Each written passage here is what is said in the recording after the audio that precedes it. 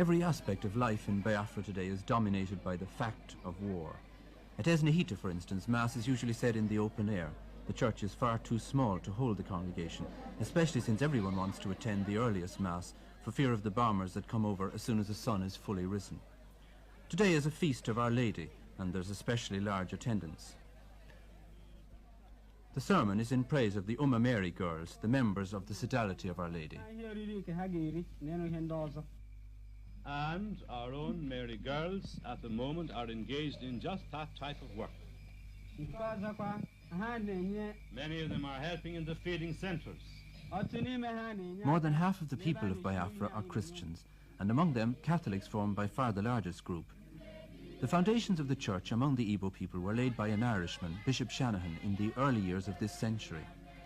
His work was continued by other Irish priests and nuns, and they built up an impressive network of churches, convents and schools extending over the whole Igbo territory. Nearly all of them belonged to Bishop Shanahan's own order, the Holy Ghost Fathers, or to the sisterhood he founded to work here, the Holy Rosary Nuns.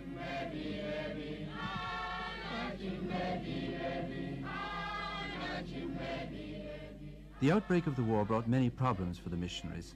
As the federal Nigerian troops advanced, the Igbo people fled in front of them, and the priests and nuns who had worked with the Igbos moved with them. Some of these displaced missionaries have since returned home, but enough have remained to ensure that all the missions and convents in Biafran-held territory are fully staffed.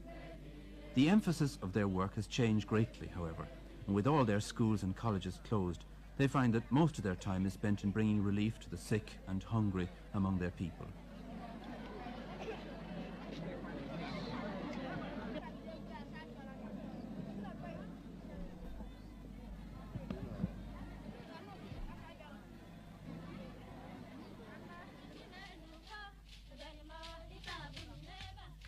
In the little village of Amimo, the Mary girls are celebrating the feast day in their own way.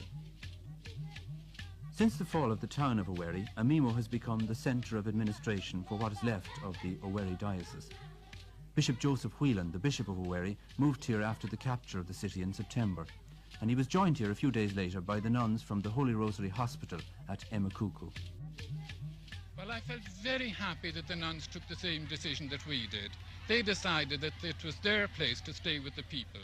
And even when they evacuated Emekuku Hospital, which was their first foundation in Owerri, and we called it the mother of all the churches, when they evacuated their big hospital, they came down here to Amimo, and 6 have actually remained on, 2 of whom are sister doctors.